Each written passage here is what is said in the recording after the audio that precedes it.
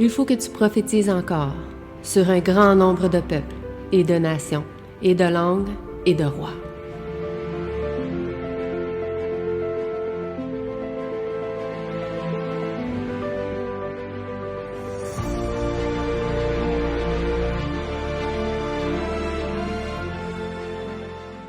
Donc, bon sabbat encore une fois à chacun de vous. Donc aujourd'hui, on va parler du parler en langue. Donc, est-ce qu'il y en a parmi vous qui croient encore que ce don est disponible ou ouvert à nous aujourd'hui? Amen. Est-ce qu'il y a des gens qui croient qu'on peut recevoir le don des langues aujourd'hui, en 2024? 2025, désolé. Moi, je suis resté en 2024. Tout le monde. Même les Anglais, les deux Anglaises, ils croient aussi. Ils croient aussi à ça?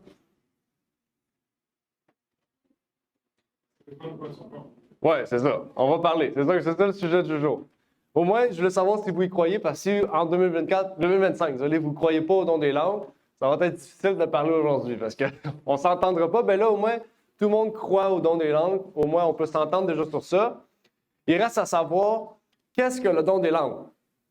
OK? Qu'est-ce que le don des langues? Est-ce que c'est le fait de pouvoir parler une autre langue sans l'avoir connue? Ça veut dire que j'arrive, par exemple, je ne sais pas, en Chine, puis je parle mandarin, comme ça, sans même rien connaître, puis Dieu m'a permis de parler mandarin pour parler de l'Évangile? Ou est-ce que c'est le dialecte qu'on ne connaît pas, qu'on dit un peu du charabia, dans le fond? Puis on ne sait pas trop si Dieu comprend, ou si on a l'air fou. Donc, ça sera ça la discussion. Parce qu'on voit un réveil où ce que les gens parlent en langue, mais c'est un parler en langue auquel on se dit, c'est pas le parler en langue que je connais. C'est pas le parler en langue que j'ai entendu toute ma vie ou dans la parole de Dieu, où on se dit, est-ce que peut-être c'est moi qui s'est trompé? Ou peut-être que c'est quelque chose de nouveau. Ou peut-être vraiment un réveil qui arrive et qui réellement, les gens parlent en langue. Désolé, parlent en langue. C'est un sujet qui porte beaucoup à discuter, puisqu'on voit ces réveils-là, surtout dans les mouvements évangéliques, charismatiques, pentecôtistes. Et on se demande pourquoi dans les autres milieux, on ne retrouve pas ces dons de langue-là. Pourquoi seulement dans les milieux évangéliques, charismatiques et pentecôtistes? Déjà, il faut savoir que la Bible s'accorde à dire que, oups, je ne sais pas pourquoi le corps est en bleu, que le don des langues est biblique.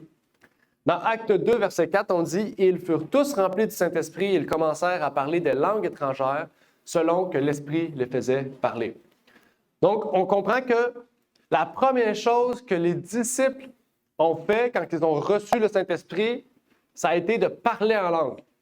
Donc, c'est un don qui est quand même important. La première chose qu'ils ont fait, c'est pas chasser des démons, c'est pas guérir des malades, non. Ça a été de parler des langues étrangères. Ça, c'est notre texte du jour. Puis à la fin de ce sermon, si vous avez des questions, des commentaires, on pourra en discuter, parce que je sais que c'est un sujet que l'Église a demandé, donc c'est pour ça que j'ai décidé d'en parler et de pouvoir vraiment élaborer sur le sujet. On va voir beaucoup de choses aujourd'hui, que ce soit sur le côté biblique, le côté historique ou même prophétique. On va voir beaucoup de choses à ce sujet. Et avant de commencer, j'aimerais bien sûr prier avec vous.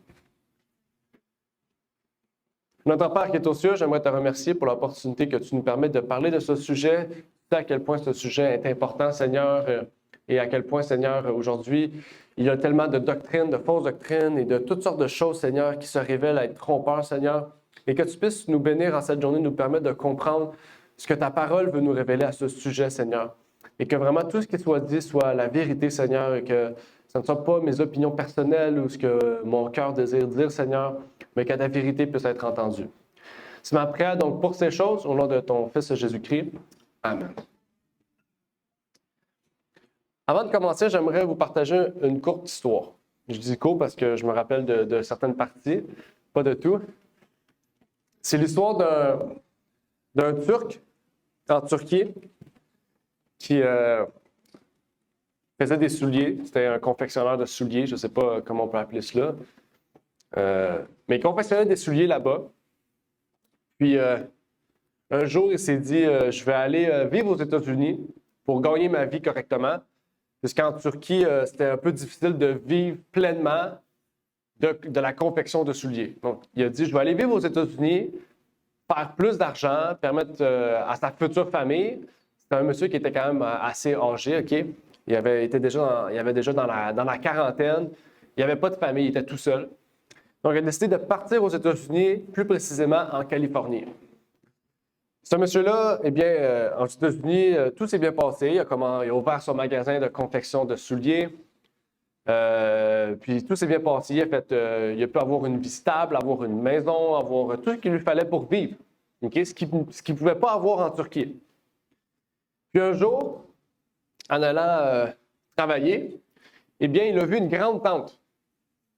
Une grande tente. Un peu comme un chapiteau, un genre de chapiteau qu'on pourrait appeler aujourd'hui. Donc, il a vu ça, il a dit « Ah, ben, je vais aller dedans, voir c'est quoi. » Ça attirait l'attention. C'était tellement grand comparativement à la petite ville de Californie en 1800 que ça l'a fasciné. Donc, il est entré dedans. Puis quand il est entré dedans, bien, il a vu une personne en avant qui parlait, des personnes assises. Il trouvait ça spécial. Il a dit « OK, je vais m'asseoir, je vais écouter ce que ce monsieur-là disait. » Puis là, pendant qu'il s'assit, bien, il écoute, puis d'un coup, il écoute, puis il comprend tout ce que le monsieur dit, puis il comprend que ce monsieur-là, bien, il parle du retour de Jésus. Il parle de la fin des temps, que Jésus revenait bientôt, puis qu'il faut se préparer à sa venue, puis que, eh bien, tout, le message des 3 anges, dans le fond, là, pratiquement, c'était ça. C'était un lieu adventiste, dans le fond. Une tente adventiste avec le message, comme à l'époque. C'était un camp meeting, dans le fond, de Californie. Et ce monsieur-là écoutait, puis il comprenait tout ce qu'il disait, puis après ça, le monsieur termine, puis le monsieur demande des questions. Est-ce que vous avez des questions et tout? Puis il y a un monsieur qui s'approche de lui, qui lui donne une Bible. Puis après ça, il rouvre la Bible. Puis là, quand il rouvre la Bible, il voit, il dit parce que je comprends pas la Bible, c'est en anglais. Et tout. Puis avec le peu d'anglais qu'il peut parler, il parle pas vraiment pas beaucoup, il parle presque pas anglais, pratiquement pas anglais. Il dit mais en fait, je peux pas lire la Bible, je comprends rien. Là, le monsieur qui donne la Bible lui dit ben pourquoi tu es encore là si tu n'as pas compris, tu ne comprends pas la Bible, comment tu as fait pour comprendre le monsieur? Là, le monsieur a un déclic, il vient de comprendre que ça fait 3 heures qu'il écoute le monsieur parler, puis il a compris tout ce que le monsieur parlait, puis là, en ouvrant juste la Bible en anglais, il ne comprenait plus. Puis là, il a compris que Dieu lui avait permis de comprendre l'anglais sans même l'avoir appris, pour qu'il comprenne le message des 3 anges. OK? Et ce monsieur-là, eh bien, son cœur a été touché, puis il s'est dit, bien, il faut que je retourne dans mon pays, parce que dans mon pays, il n'y a pas d'adventiste, il n'y a pas personne. Donc là, il est retourné dans son pays, là, il a laissé son travail, il est retourné dans son pays, puis il a décidé de commencer à apprendre l'anglais. Là-bas, il était allé dans une université, il a commencé avec l'argent qu'il avait, il est allé s'inscrire pour apprendre l'anglais et apprendre aussi le français, pour traduire les livres qui existaient en anglais et en français dans la langue turque. Et donc, en fait, ce monsieur-là, c'est un pionnier adventiste. C'est le premier adventiste turc qui a traduit et qui a pu fonder les premières églises adventistes en Turquie. Okay? Donc, à sa mort, il est mort à 72 ans. Puis ce monsieur-là, à sa mort, a pu fonder 3 églises et laisser en place 3 anciens sur les églises qui s'occupaient de l'œuvre là-bas. Donc ici, c'était juste pour vous montrer que ce monsieur-là a reçu le don d'interpréter les langues. Okay? Ce n'était pas le don de langue qu'il a reçu, okay? Mais le don d'interpréter les langues. Ça veut dire qu'il était assis, il n'était pas capable de parler anglais, mais il comprenait l'anglais. Okay? C'est pour vous montrer qu'encore aujourd'hui, on peut avoir ce don des langues-là. Et oui, on les voit moins présents, parce que l'époque a changé, ça serait une autre histoire à discuter, mais les temps ont changé, mais pourtant, Dieu peut permettre des miracles encore de ce genre. Et la science a pu donner des noms à ces termes-là. Par exemple, le premier terme, c'est la glossolalie. La glossolalie, c'est un phénomène extatique constaté dans de nombreuses religions et sectes religieuses, anciennes ou modernes, dans lequel le sujet émet une série de sons ou de mots dont les auditeurs ne peuvent saisir le sens sans le recours d'un autre sujet possédant le don de l'interprétation. Chez certains malades mentaux, utilisation d'une langue inventée incompréhensible pour les autres. Bon. On a passé quand même à deux extrêmes. De un, c'est un phénomène extatique. De deux, c'est un malade mental. Donc, c'est quand même deux phénomènes larges. Mais ce que je veux vous amener à comprendre ici, c'est que la glossolalie, c'est le phénomène qu'on retrouve dans les églises évangéliques, pentecôtistes et charismatiques. Okay? Le nom scientifique pour ça, c'est la glossolalie. Nous, on parle de phénomène extatique, où on parle de personnes qui... bon, j'ai oublié le terme, je l'ai dit tantôt. Mais en tout cas, il y a aussi la zénoglossie. La zénoglossie, c'est l'inverse de la glossolalie. La glossolalie, c'est le fait de parler une langue que personne ne peut comprendre sans avoir un intermédiaire qui interprète la langue. Et la zénoglossie, c'est le fait de parler une langue sans l'avoir appris. OK? Donc, pour résumer, la question qu'on va se poser aujourd'hui, c'est est-ce que la Bible nous décrit le parler en langue comme la glossolalie ou la zénoglossie? OK? Donc, est-ce que c'est un phénomène extatique ou est-ce que c'est une révélation divine d'une langue qu'on n'a pas appris? C'est ça la question qu'on va se poser aujourd'hui. On sait qu'il y a deux révélations de dons des langues, glossolalie, zénoglossie. La Bible, bien sûr, nous parle de ce phénomène-là, mais la question qu'il faut se poser, c'est lequel de ces phénomènes-là? On sait, Satan fait toujours une contrefaçon de ce que Dieu parle. Hein? Je pense que vous devez le savoir. On sait que la Bible, et Satan a fait la Bible de Satan. Donc, il y a une Bible satanique, il y a une Bible divine. Satan fait toujours une contrefaçon d'une vérité. Donc, Dieu révèle le don des langues, Satan en fait une contrefaçon. Et Satan fait toujours ça. On pourrait prendre toutes les doctrines de la Bible, Satan fait tout ça dans toute la Bible. Toutes les doctrines, peu importe, même la création. Okay? Il a inventé des contre-choses qui existent. Okay? Il y a plein de choses. Okay?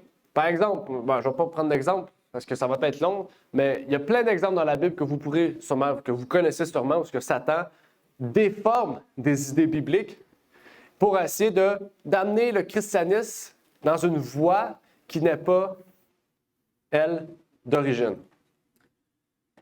Donc, la question qu'il faut se poser, c'est que, d'après Acte 2, verset 4, on comprend que ceux qui ont reçu le don du Saint-Esprit parlaient des langues étrangères. OK? Donc, c'est quoi des langues étrangères? C'est des langues que les gens qui étaient présents dans la salle ne parlaient pas. C'est-à-dire que les gens dans la salle ne comprenaient pas la langue. Ça ne veut pas dire que personne ne les comprenait, mais que les gens dans la salle étaient possiblement des Juifs qui ne parlaient pas, par exemple, le grec ou le latin. Je pense que c'est plausible rendu là, puisque des langues étrangères, c'est des langues que les Juifs ne parlaient pas ou que ne connaissaient pas aussi. Parce qu'il y avait d'autres langues. Comme vous savez, les Juifs ne sortaient pas beaucoup de la Judée. Donc, la question qu'il faut se poser, c'est d'où vient le phénomène extatique, ça veut dire le fait de parler en langue, tandis qu'aucun être humain ne peut le comprendre sans un autre don divin, d'après leur interprétation. OK? On va voir que la glossolalie, le phénomène extatique ou le langage extatique, part d'une origine païenne. En fait, dans les cultes païens, dans les temples païens, on retrouvait ce phénomène-là. On peut lire ici, c'est bien sûr à Rome que nous devons le mot et le concept même de païen. Pour les Romains, à l'esprit civique du début de la République, qui se frayait un chemin vers le pouvoir dans la péninsule, un païen était littéralement un paysan ou un habitant de la campagne, par opposition à celui qui vivait dans une ville. Leur culte n'était pas celui du sacerdoce civique, une affaire assez ordonnée de divinité tutélaire et de propitiation de forces naturelles, mais celui de la religion du vieux temps, l'ancien culte de la nature alphabétisée qui survit en tant que tradition populaire et donc distinctement rurale, avec des éléments extatiques et chamatiques. Ce qu'il faut comprendre, c'est que dans l'Empire de Rome, les grandes villes comme Rome, par exemple, ne pratiquaient pas leur culte de la même manière que les autres endroits où ce que les gens, on appelait les gens païens, c'est-à-dire les paysans. Okay? Les paysans pratiquaient des cultes qui étaient plus anciens, ce qui veut dire des cultes qui étaient plus radicaux, okay? Que ce soit dans le sacrifice d'enfants ou même pas la flagellation, mais les gens qui se coupent eux-mêmes là, pour des sacrifices ou le sacrifice de toutes sortes de choses ou même toutes sortes de pratiques différentes. Il faut savoir que, par exemple, dans la ville de Rome, ils avaient une religion plus avancée, plus, on pourrait dire, ordonnée. Okay? Donc, ils ne pratiquaient pas des choses qui pouvaient être mal vues, comme le sacrifice d'enfants. Okay? Mais, dans les régions rurales, les pratiques extatiques et chamaniques étaient présentes. Ça veut dire les gens qui pratiquaient la magie, la sorcellerie, les pratiques comme Baal ou les pratiques comme, j'ai oublié le nom, le dieu à laquelle on sacrifiait le dieu qu'on sacrifiait des enfants. Donc, ces gens-là pratiquaient encore ces choses-là. Et on sait que même avant l'époque de Rome, les pratiques extatiques étaient présentes. Par exemple, dans l'ancienne Biblos, donc Biblos, c'est un livre, un recueil de livres où on retrouvait des pratiques extatiques, eh bien, on a des preuves. Ce livre-là a été écrit en 1100 avant Jésus-Christ. Même Platon en parle sous l'Empire grec. Il mentionne cela comme un phénomène présent à son époque. Il nous dit même, Platon encore une fois, qu'une personne sous possession divine recevait des énoncés et des visions que le récepteur ne comprenait pas.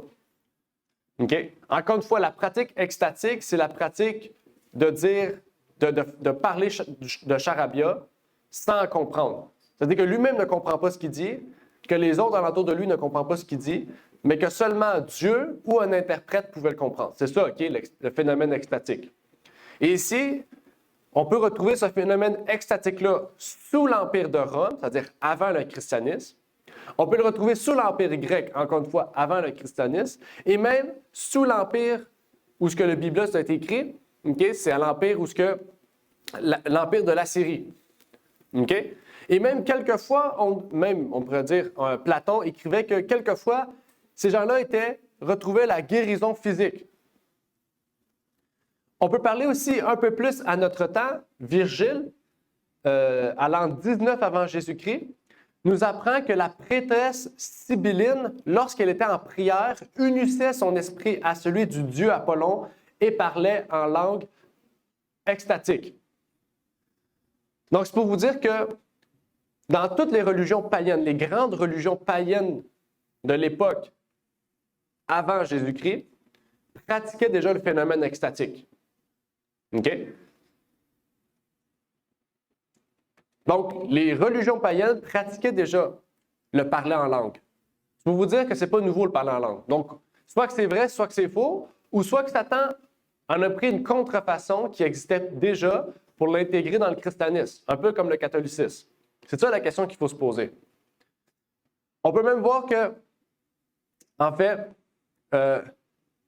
d'après le mythe de Virgile, on dit que quand la personne était sous la possession démoniaque, sous la possession du dieu Apollon, eh bien, ses cheveux changeaient, sa poitrine grossissait, son changement de couleur, il y avait une apparence de taille qui augmentait comme un démon.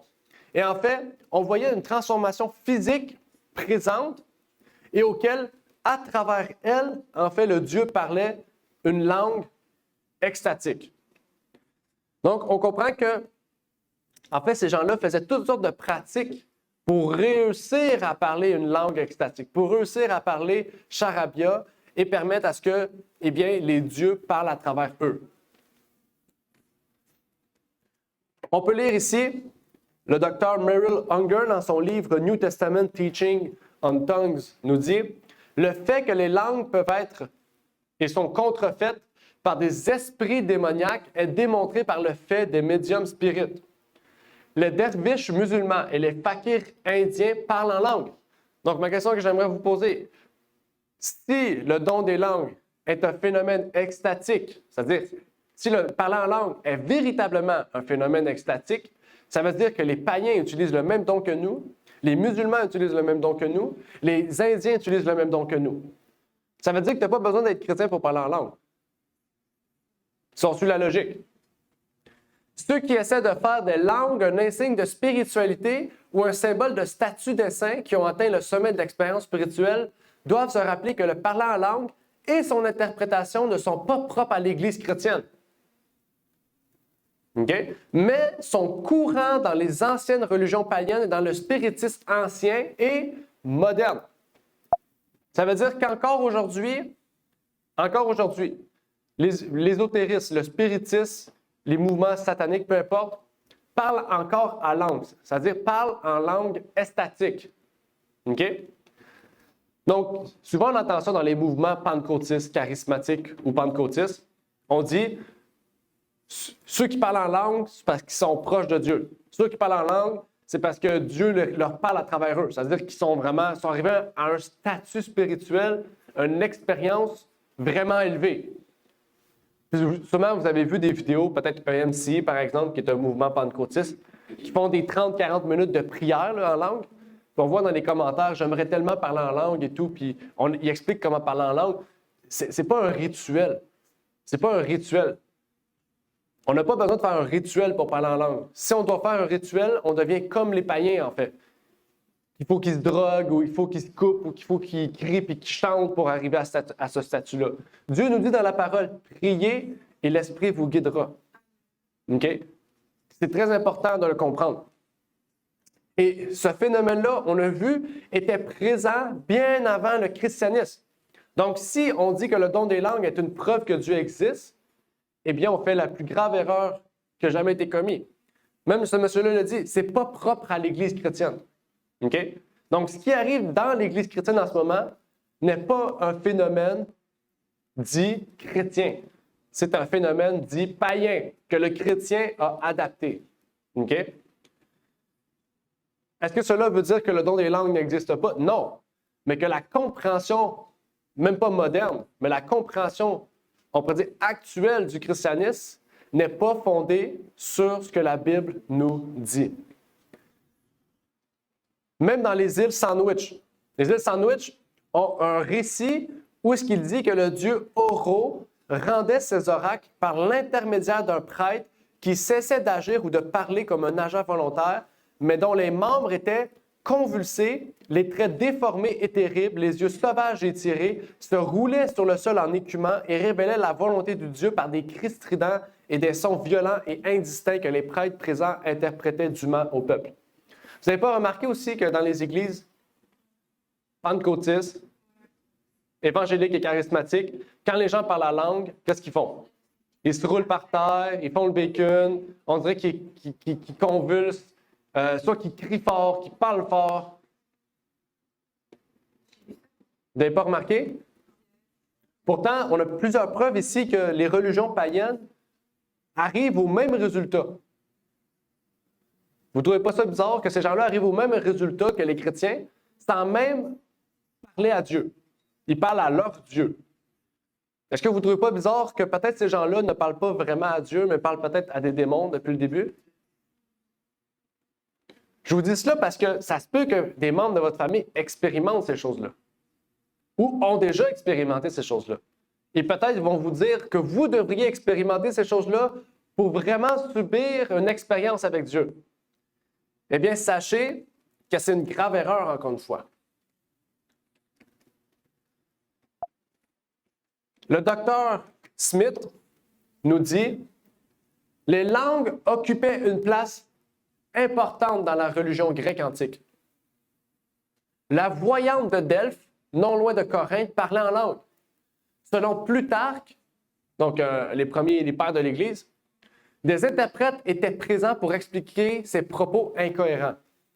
Même au moment des apôtres, c'était un don qui existait chez les païens, OK? De nombreux chercheurs ont affirmé que les langues étaient expérimentées dans les religions mystiques. Certains ont conclu que les listes inintelligibles de mots dans les papyri magiques et dans certaines prières gnostiques sont des enregistrements d'expressions extatiques. Vers 180 après Jésus-Christ, Cels a fait état de manifestations extatiques ou chez les gnostiques.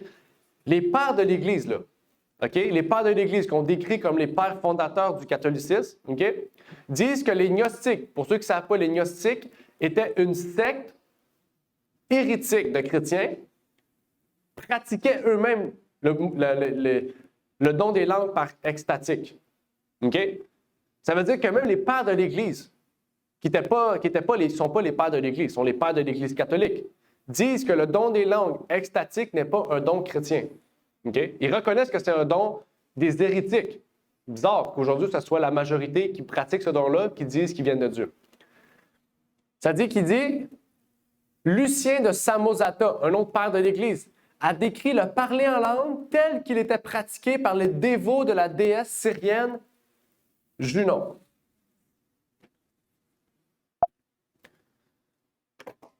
Donc, c'est une autre preuve assez forte qui nous révèle que même les pères de l'Église, okay, ceux qui étaient présents après les apôtres, à l'an 100 ou 200, décrivent que ceux qui pratiquent le don des langues par extatique pratiquent ces dons-là par l'entremise de faux dieux, par l'entremise de d'autres choses qui n'est pas chrétien. Ce qui révèle que ces dons-là, la compréhension, la glossolalie, n'est pas un don dit chrétien. C'est un don païen qu'on a intégré dans le christianisme. Même encore aujourd'hui, ça serait un devoir que je vous aimerais vous donner. Allez en Afrique, même en Haïti, allez voir les prêtres vaudous. Vous allez voir que ces gens-là parlent en langue aussi. Demandez-leur de parler en langue. OK? Vous allez voir qu'ils parlent eux aussi en langue. Je ne sais pas si vous vous rappelez, mais ça devrait vous faire penser que Moïse, si vous vous rappelez, en Égypte, il avait fait transformer son bâton en serpent, puis que les faux dieux avaient fait la même chose. Satan est capable de faire des miracles. OK? Que ces gens-là parlent comme ça, puis qu'ils arrivent à tomber, à crier, à changer de personnalité par l'entremise de ce don-là, est la révélation surnaturelle de quelque chose qui se passe. Mais pas la révélation surnaturelle de Dieu, parce que Dieu ne vous fera pas faire toutes ces choses-là. Dieu ne fait pas des choses qui sont violentes, qui sont dures à voir, qui sont difficiles à percevoir. Et surtout, ce n'est pas quelque chose que tout le monde va recevoir. Parce que la Bible nous dit que les dons de l'Esprit sont donnés selon la volonté de Dieu. Ce n'est pas moi qui décide, je veux ce don-là. C'est Dieu qui dit, je te donne ce don-là parce que j'ai un travail pour toi. Et ça, c'est très important. En fait, la différence, c'est que le christianisme a perdu, ce qu'on a dit ce matin, a perdu la parole. Elle s'est éloignée de la parole, de l'étude de la Bible, pour donner un autre fondement qui n'est pas biblique. On va aller voir maintenant l'origine du don des langues dans le christianisme. D'où vient le don des langues dans le christianisme? La glossolalie, le phénomène de la glossolalie ou le phénomène extatique, était déjà décrit par Irénée, un père de l'Église, dans son ouvrage Contre les hérétiques. En fait, Irénée s'élevait contre l'abus du don prophétique qui conduit souvent à des émotions violentes et à la perte de chasteté. Fait que ça veut dire que le don des langues conduit à des émotions violentes et à la perte de chasteté. Est-ce que vous pensez réellement que Dieu va vous amener à des émotions violentes et à perdre la chasteté, tandis que Dieu dit rechercher la chasteté?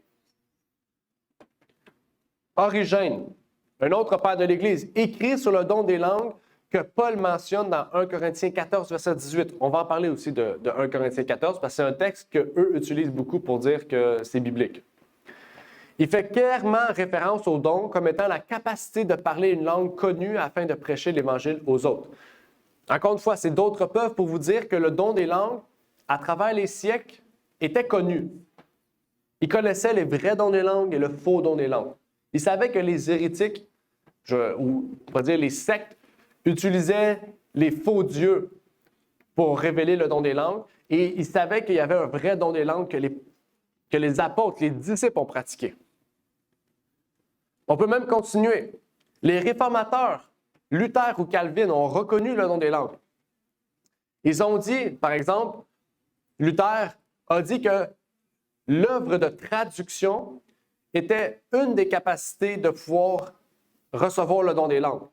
Pour lui, le fait de traduire la Bible dans notre langue ou des livres dans notre langue était une des facettes du parler en langue. Parce qu'à l'époque, ce n'était pas comme aujourd'hui. Aujourd'hui, on a des applications. À l'époque, il n'y avait rien. Puis les gens réussissaient à traduire des livres. Pour eux, c'était une façon de révéler le don des langues. Par exemple, Calvin aussi en parlait. Même John Wesley, pour ceux qui connaissent John Wesley, c'est tout récent, là, 1700. Croyait également que le don des langues était le fait de parler des langues étrangères.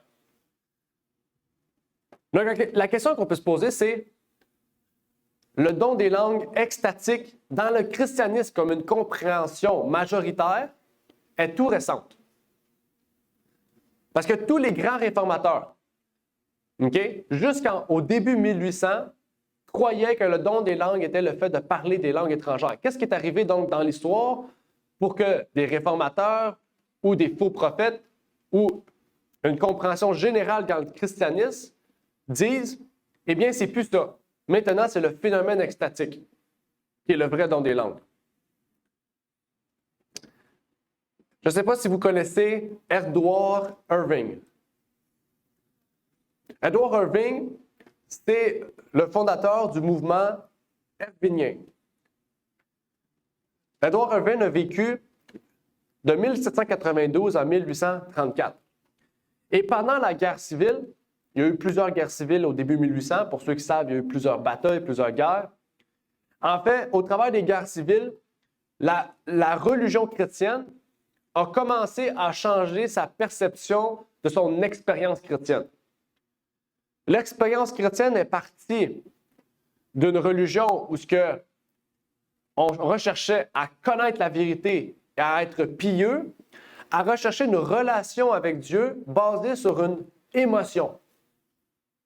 Et donc, on recherchait davantage une émotion forte et une lumière intérieure qu'on disait recevoir par l'Esprit. En fait, on disait que la norme suprême du fait d'être considéré parfait était quand on recevait le Saint-Esprit sur nous. Pour eux, quand on recevait le Saint-Esprit, on était parfait. Donc, ils ont tout fait pour rechercher les dons de l'Esprit, parce que vous savez, quand on reçoit les dons de l'Esprit, c'est une révélation que vous avez le Saint-Esprit. Vous êtes d'accord avec moi? Donc, quand on parle en langue, eh bien, c'est le niveau suprême ou le niveau supérieur du moment auquel, eh bien, on est proche de Dieu.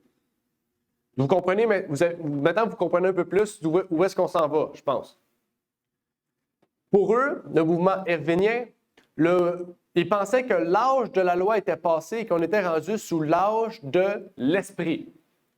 La foi était devenue non une question de confiance, de connaissance et de pratique, mais la foi est devenue une question de sentiment, de puissance et de plaisir. Et dans cette Église-là, on a laissé place à plusieurs interprétations de l'Évangile, comme le dispensationalisme. Pour ceux qui connaissent, le dispensationalisme, c'est la doctrine fondamentale de l'enlèvement secret. OK? Que les évangéliques croient. Ils disent qu'il y a un enlèvement secret, qu'il y a un antéchrist qui va venir, puis que Trump, c'est le sauveur. Ça, c'est basé sur cette doctrine. OK? Donc, pour ceux qui savent, l'année passée, on a prêché 2 fois sur l'enlèvement secret, sur toutes ces doctrines-là. OK? Mais ça ne s'est pas arrêté là. Parce que Edward Irving ont commencé à expérimenter, lui et son Église, et toutes les églises qui croyaient en sa doctrine, ont commencé à expérimenter le langage extatique en Angleterre.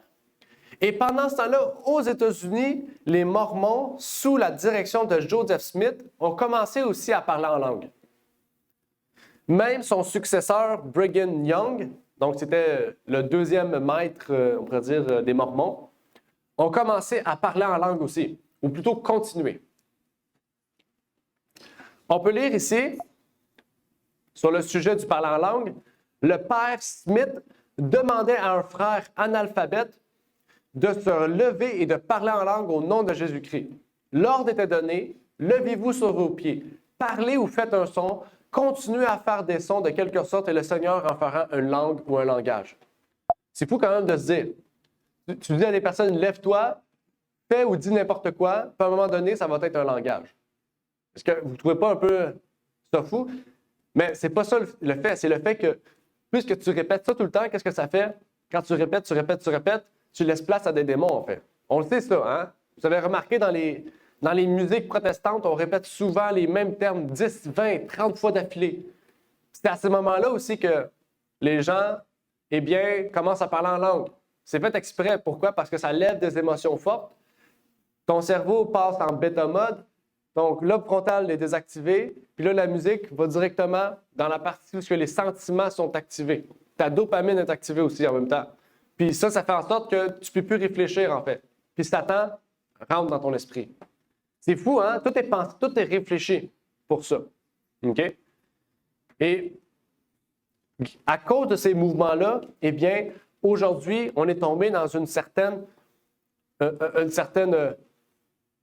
autorité ou plutôt généralité de ce mouvement, de cette connaissance-là. Mais ça ne s'est pas arrêté là. Par la suite, il y a eu un mouvement mondial, au début 1900. Le mouvement qu'on appelle pentecôtiste et par la suite charismatique. Le mouvement pentecôtiste a débuté en 1906 avec William Joseph Seymour, qui était du mouvement Holiness. Par la suite, ce pasteur, William, a fondé une église qui s'appelait le Kentucky Revival. C'est caractérisé par des exercices de chute, de balancement, de roulade, de course, de gémissement, de cris, de rire et de langue extatique. Donc, c'était quelque chose de très, qui était très sentimental, qui a pris de l'ampleur et qui, à l'époque, était quand même connu, mais qui a pris de l'ampleur surtout par le mouvement pentecôtiste. On va expliquer un peu comment, dans les mouvements païens, dans le voodooisme ou dans toutes les religions de l'époque, les langues extatiques se révélaient. Par exemple, dans un rituel traditionnel vaudou ou en Afrique, on faisait un battement de tambour qui, répété de façon, on pourrait dire, uniforme, amenait les gens dans une transe hypnotique. Et cette transe hypnotique permettait à ce que, en fait, ton cerveau désactive son lobe frontal et que, d'après leur terme, un Dieu secondaire prenne, parce que nous sommes le Dieu primaire et un Dieu secondaire entre en nous, en fait que ce Dieu secondaire puisse prendre contrôle de nous. Et cet événement-là de prise de contrôle s'accompagnait de prononciation de langue extatique. Donc, dans les phénomènes païens, qu'est-ce qui faisait en sorte que les gens pouvaient parler en langue extatique était premièrement de la musique, des battements de tambour. Okay? Et c'est pour ça que ceux qui pratiquent cette langue extatique-là, on a du drum dans l'Église. Okay? C'est parce que le drum peut nous amener à prononcer des langues extatiques et à laisser place à des dieux secondaires. Même dans certains rituels en Afrique ou ailleurs, on consommait des hallucinogènes pour aider les individus à atteindre l'état de conscience altéré plus rapidement et permettre de pouvoir parler en langue. Donc, on voit vraiment que ce qu'on retrouvait dans les phénomènes païens a été intégré dans les églises chrétiennes. Et si vous avez, pour ceux qui ne savent pas, William Seymour était un ancien esclave qui était devenu pasteur, donc avec des origines africaines. Donc, il n'était pas chrétien à la base, il était païen.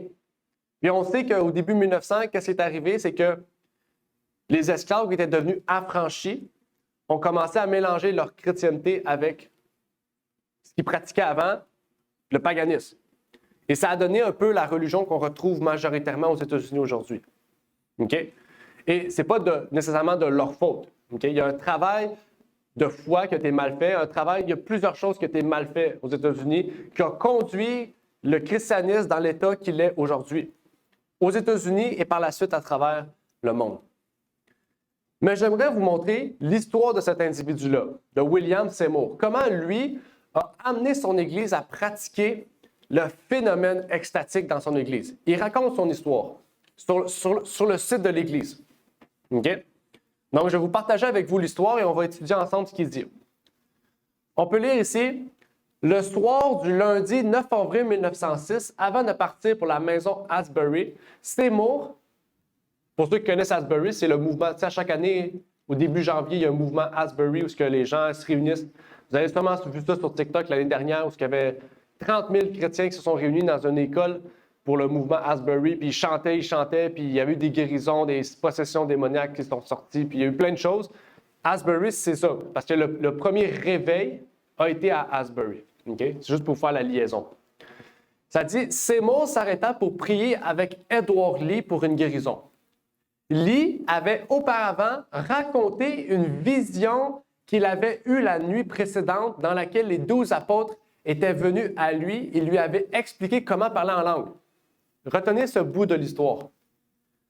Lee a alors demandé à Seymour de prier avec lui pour recevoir le baptême du Saint-Esprit. Ils ont prié ensemble et Lee a immédiatement reçu et commencé à parler en d'autres langues. C'était la première fois que quelqu'un recevait le baptême du Saint-Esprit lorsque Seymour priait pour lui. Se précipitant à la réunion chez les Asbury, Seymour a raconté ce qui venait de se passer au frère Lee à la réunion pleine à craquer. Lee a alors levé les mains et s'est mis à parler en d'autres langues. C'est parler en langue, OK? C'est écrit d'autres langues, mais c'est parler en langue. Des prières spontanées et passionnées pour le baptême de cet esprit ont éclaté dans toute la maison. Bientôt, leurs prières furent exaucées, lorsque Seymour et 7 autres personnes tombèrent sur le sol dans une extase religieuse parlant d'autres langues en recevant le baptême du Saint-Esprit. Dans cette histoire qu'on retrouve sur le site officiel du Revival, okay, du réveil spirituel, qu'est-ce que vous voyez un peu de, pas de suspicieux, mais qui nous amène à réfléchir dans ce passage-là? J'ai quand même la réponse devant vous, c'est souligné, là, mais qu'est-ce qu'on lit ici? C'est que Lee a eu une vision des 12 apôtres qui lui montraient comment parler en langue. Puis quand il s'est réveillé, puis que Seymour a prié pour lui, il s'est mis à parler en langue. Il y a eu une émotion extatique. La question que j'aimerais vous poser, c'est est-ce que vous pensez réellement que les disciples qui sont morts depuis 2000 ans peuvent apparaître en vision parce qu'il n'a pas dit que c'est un rêve, il n'a pas dit que c'est quelque chose qui est...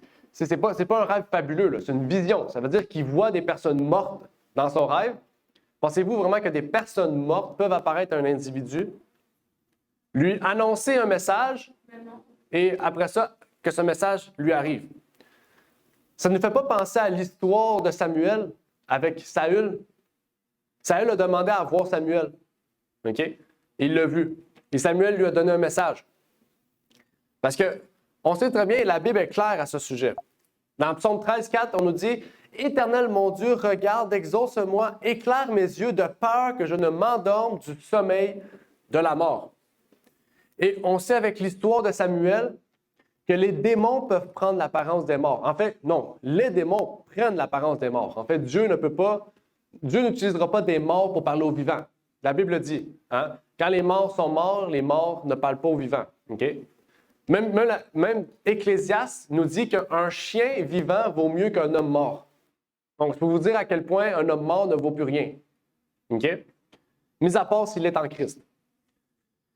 Dans 1 Chronique 10, 13 et 14, on nous dit « Ainsi mourut Saül à cause de la faute qu'il avait commise contre l'Éternel au sujet de la parole de l'Éternel qu'il n'avait point observée.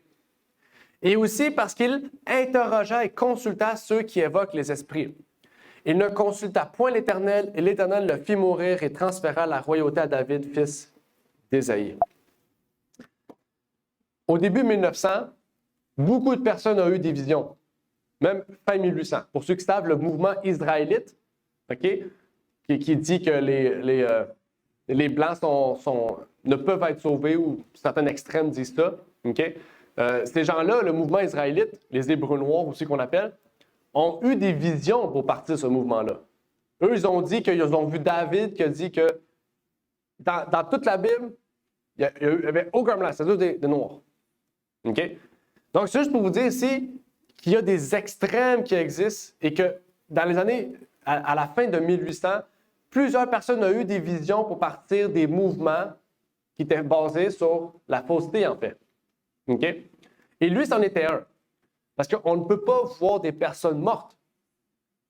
Et tout en se disant, en fait, que ça vient de Dieu. C'est ça, en fait, qu'il faut se dire. Quand on voit des personnes mortes, il faut se dire que ces personnes mortes ne peuvent être de Dieu.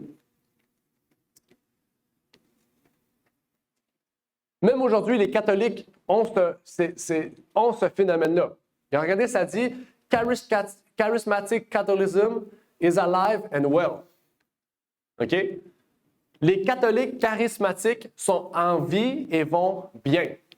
C'est pour dire que le mouvement charismatique dans le catholicisme prend de plus en plus de l'ampleur au travers du temps et plus le temps qui avance. Encore une fois, c'est quelque chose de très important. Ce n'est pas anodin. Dans l'article, regardez ce que ça nous dit.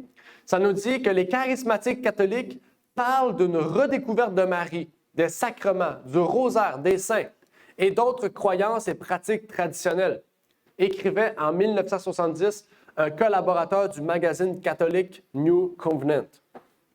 Donc, on voit que dans l'établissement du mouvement charismatique au sein de l'Église catholique romaine, en fait, on voit une certaine uniformité qui existe chez les catholiques, chez les protestants et chez les orthodoxes au sujet des dons de l'Esprit. Et ce n'est pas pour rien que l'œcuménisme existe. OK? C'est pas pour rien. On peut lire ici, encore une fois, Tim Dawley, c'est pas le bon lien, OK? Tim Dawley a écrit « L'émergence de l'Église de Rome en tant que partenaire dans les discussions œcuméniques et l'impact du mouvement charismatique a totalement changé les relations œcuméniques. » Donc, on sait que depuis que le mouvement charismatique, dans les années 50 et 60, a pris une ampleur drastique, OK? Eh bien, l'œcuménisme a commencé aussi à prendre une ampleur drastique. Pourquoi?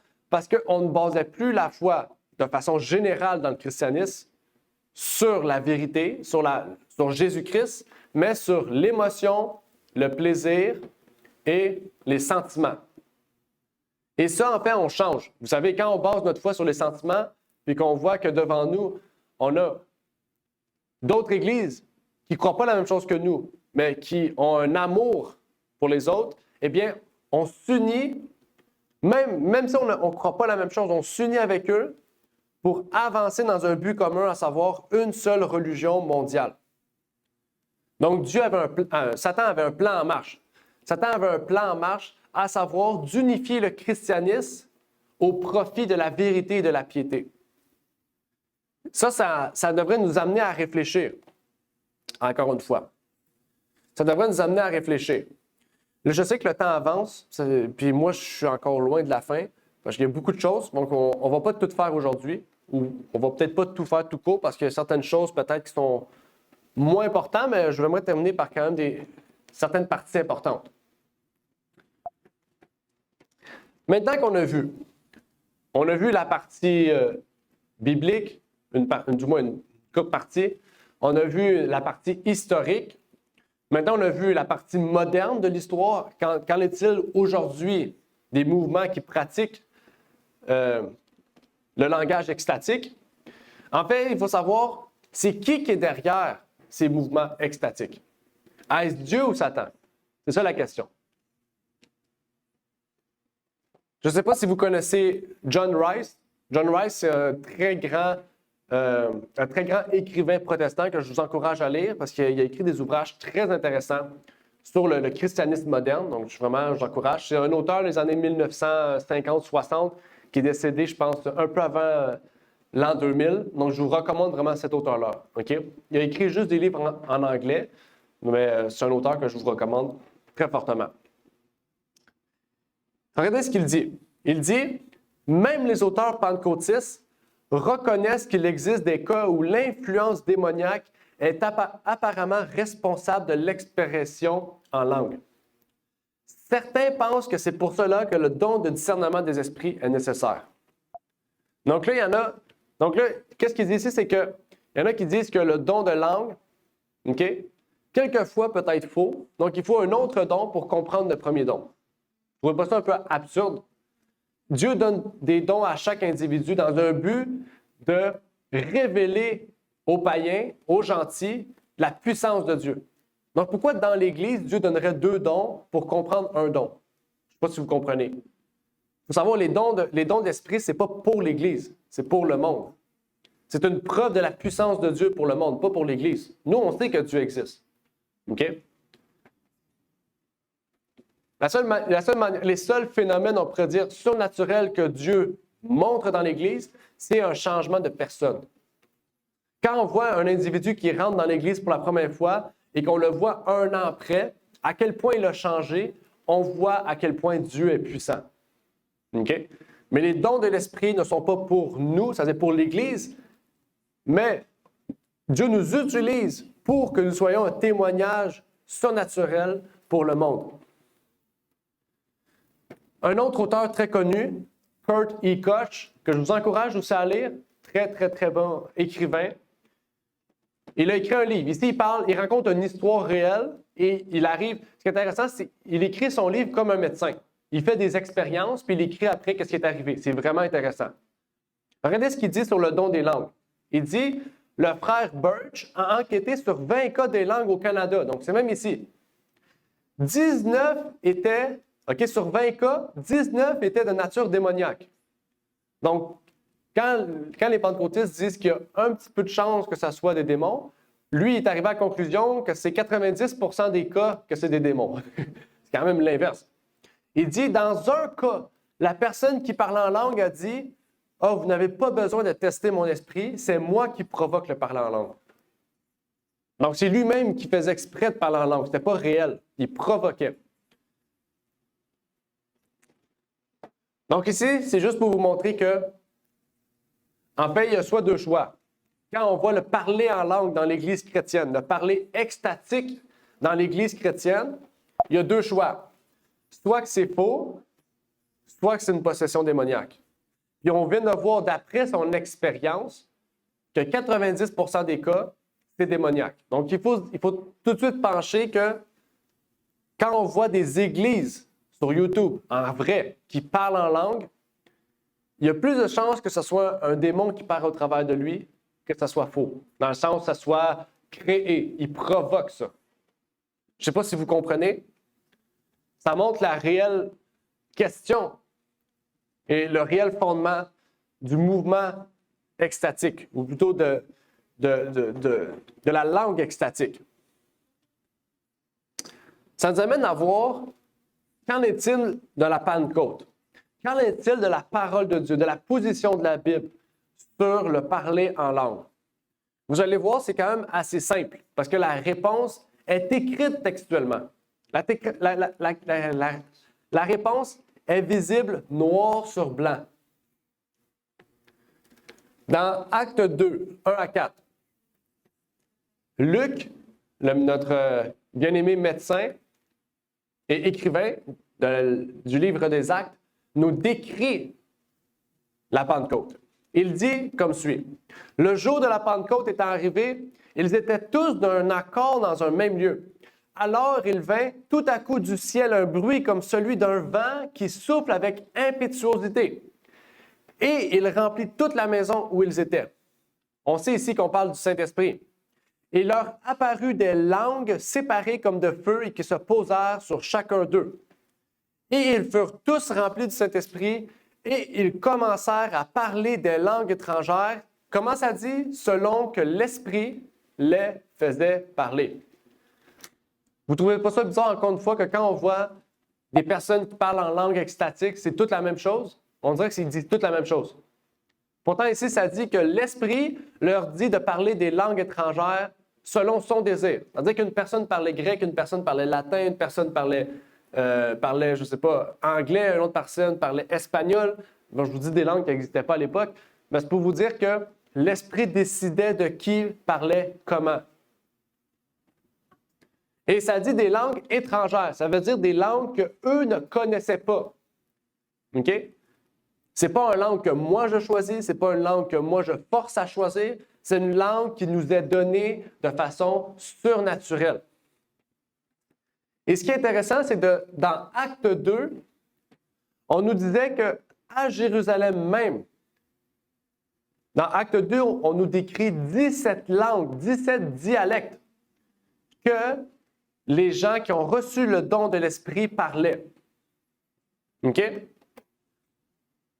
Ça dit que tout le peuple, Acte 2 dit, tout le peuple les entendait parler dans leur propre langue.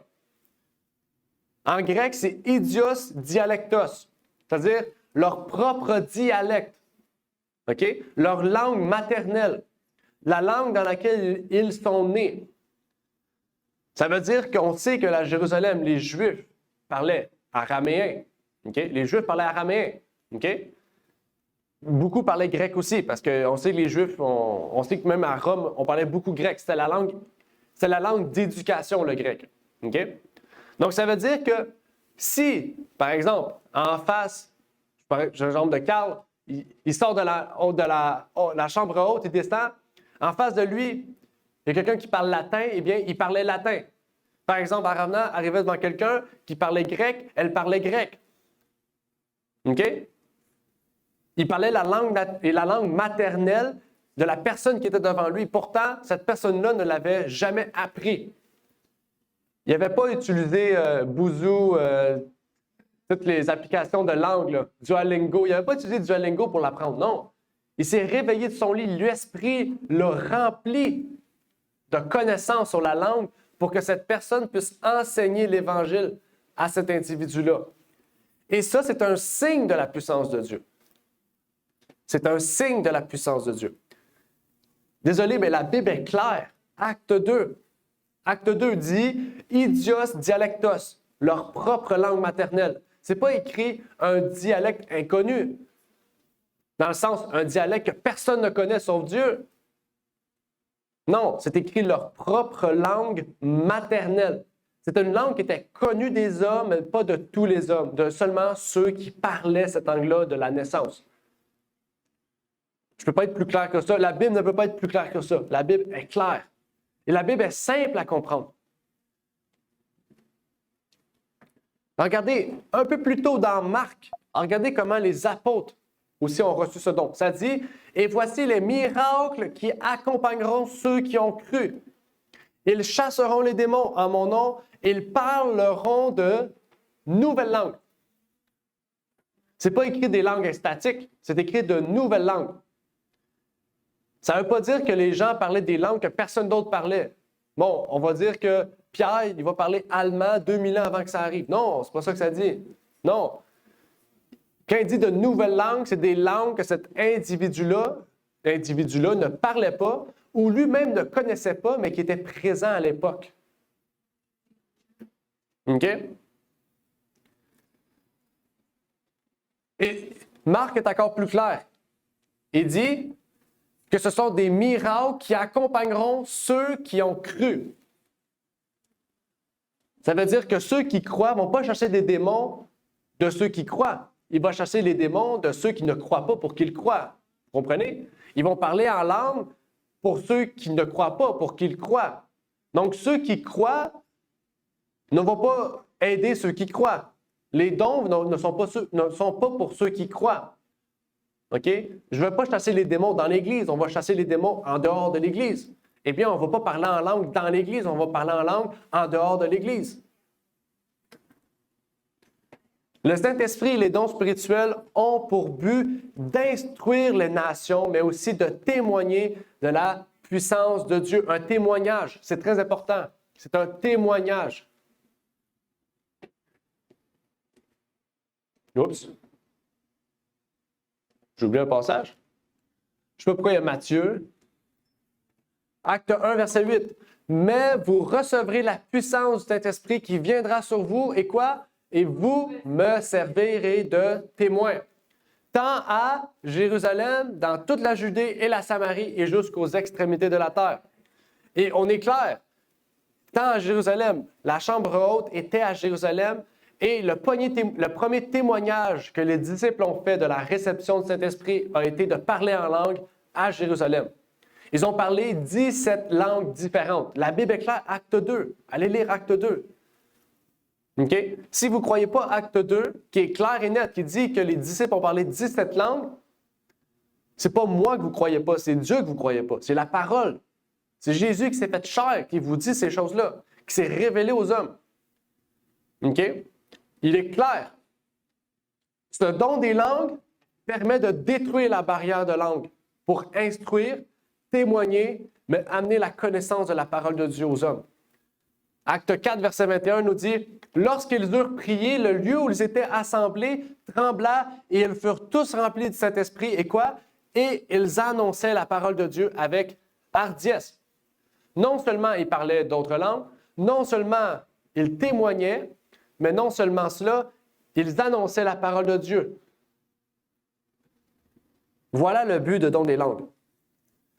Et pourtant, c'est tout le contraire qu'on voit aujourd'hui. On va sur une chaîne YouTube d'une église pentecôtiste charismatique ou peu importe évangélique, et on voit que le don des langues est dans l'église. En fait, c'est une honte. C'est une honte à Dieu, en fait. C'est honte envers le don que Dieu nous a donné. Dieu nous a donné un don gratuit. Et ces gens-là l'utilisent pour leur propre profit.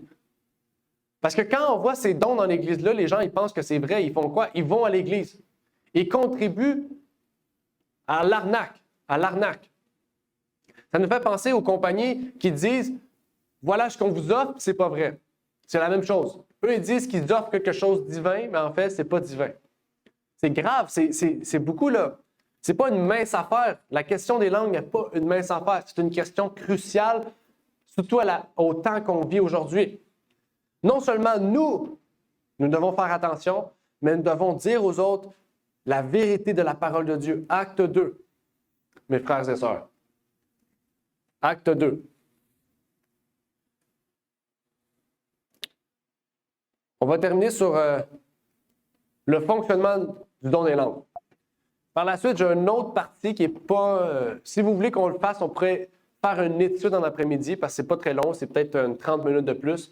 Mais je sais qu'aujourd'hui, je suis déjà à 1 heure, je vais arrêter. Je ne vais pas prendre trop de votre temps. Je ne vais pas remplir votre cerveau parce que je sais que 30 vous allez... Le reste du 30 vous allez l'envoler. Donc, on va rester sur cela. On va terminer. Conclusion. Dans 1 Corinthiens 1, verset 2, l'apôtre Paul nous montre comment fonctionne le don des langues. Il nous dit, pour ce qui est des dons spirituels, je ne veux pas, frères, que vous soyez dans l'ignorance. Vous savez que vous étiez des gentils, entraînés vers des idoles muettes selon qu'on vous menait. Maintenant qu'ils ne sont plus gentils puisqu'ils croient, qui les mène? C'est qui mène ceux qui ont cru? C'est l'Esprit de Dieu, l'Esprit de Christ. Christ dirigeait les gens vers le besoin et donnait le don selon le besoin. Les dons spirituels ne sont pas un don permanent, mais un don temporaire pour la cause et le besoin de l'œuvre de Dieu. C'est très important aussi. Pas parce qu'on reçoit le don des langues qu'on l'a toute notre vie. OK? Pas parce qu'on reçoit le don de chasser des démons qu'on le reçoit toujours. Ce n'est pas une demande à Dieu dans le sens, c'est pas je prie Dieu pour avoir le don des démons, puis je vais l'avoir dans 1 semaine. Non. Au moment auquel on a besoin, Dieu nous offre ce don. C'est instantané. Parce que l'œuvre de Dieu change à chaque instant. On peut faire face demain matin à une possession, comme 10 minutes après, à une personne qui parle l'italien, tandis qu'on ne le connaît pas. Donc, le don va changer selon les temps, selon le moment, selon beaucoup d'aspects. Mais ce qu'il faut comprendre, c'est que les dons spirituels sont donnés selon la volonté de Dieu et non selon la volonté des hommes. 1 Corinthiens 12, versets 11 et 12 nous dit « Mais un seul et même esprit opère toutes ces choses, distribuant à chacun ses dons, comme il me plaît, non, comme il lui plaît. comme il lui plaît. Donc, à la lumière de ces textes, n'est-ce pas un peu, comment dire, audacieux de dire « je peux avoir le don des langues » et dire aux autres que nous pouvons tous avoir le don des langues, tandis que c'est Dieu qui décide qui l'a et qui ne l'a pas. C'est Dieu qui dit « vous allez le recevoir et non ». Il faut savoir que ce n'est pas tous qui recevront le don des langues. Ce n'est pas tous qui vont recevoir les mêmes dons. Parce que nous sommes tous appelés à l'œuvre d'une façon différente. Le corps de Dieu forme un tout harmonieux et aucune partie est plus importante que d'autres. Un don n'est pas plus important qu'un autre. Chaque chose a un but et une nécessité. Et Dieu nous a donné toutes choses conformément à sa parole. Dieu n'est pas un Dieu injuste. Dieu est un Dieu juste, un Dieu droit, un Dieu qui nous guide toujours vers la vérité. Et Dieu nous a donné 7 principes pour les dons spirituels. J'aimerais que vous notiez ces 7 principes-là. 7 principes. Et ça, autant pour les dons de langue que pour les autres principes. Donc, il y aura 2 diapos. Vous pouvez le prendre en photo. Ça, c'est la première. Il y aura un autre diapo. OK? Donc, déjà, on voit, l'adoration ne se fait pas sans réfléchir. OK? On n'adore pas Dieu pour le plaisir. On n'adore pas Dieu en faisant ça n'importe comment. Dieu a un ordre et une discipline. 2. Il y a le principe de l'utilité pour tout le corps du Christ. Dieu ne donnera pas quelque chose s'il n'a pas une utilité. Dieu va le donner s'il a utilité pour le corps du Christ. On voit ici, il y a l'unité et pourtant des dons divers. Donc, Dieu donne des dons selon son désir, mais selon la capacité, selon la mission à laquelle nous sommes appelés. On sait que c'est Dieu qui distribue les dons, numéro 4. Ça, c'est la deuxième diapo. Vous voulez prendre en photo? Il y a égalité et codépendance.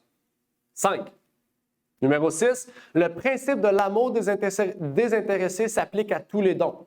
Ce n'est pas un don qu'on fait orgueilleusement. Ce n'est pas un don, j'ai ce don-là, je suis plus proche de Dieu que toi. Non. OK?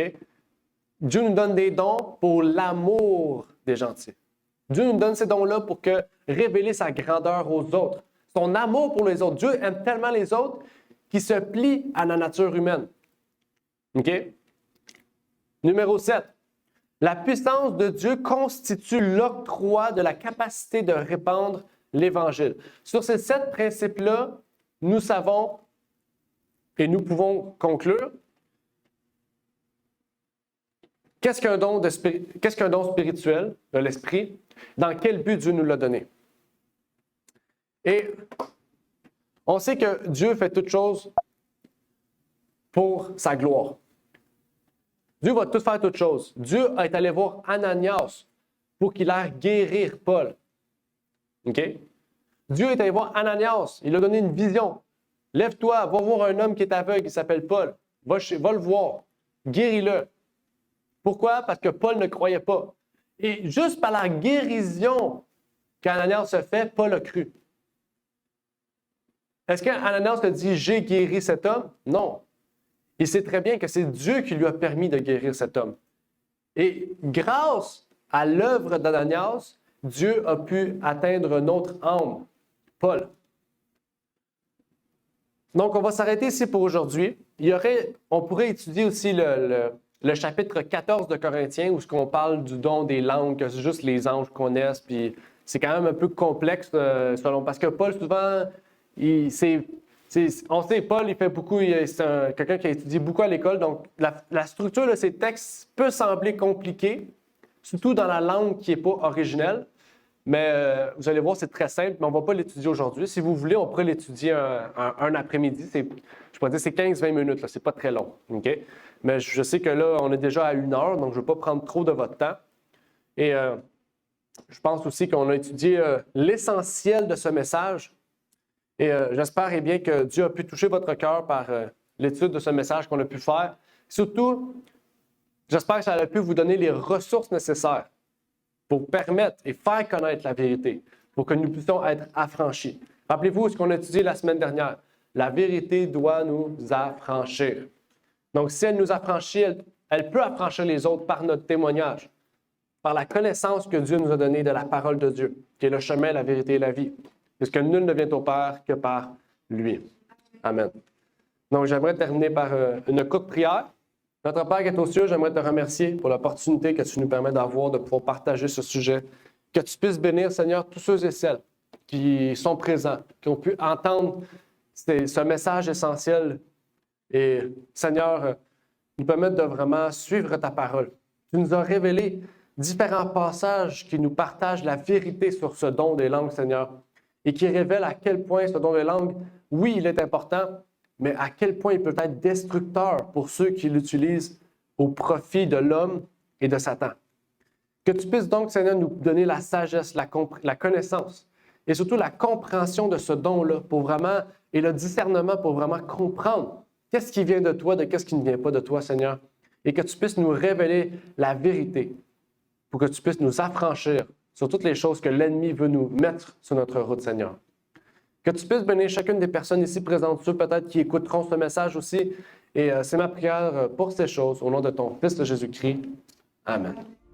Merci d'avoir écouté cette vidéo.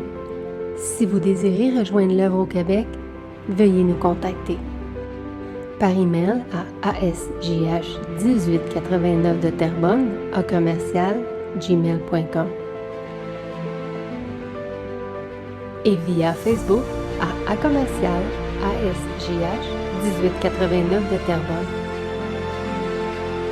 Merci à vous et que Dieu vous bénisse.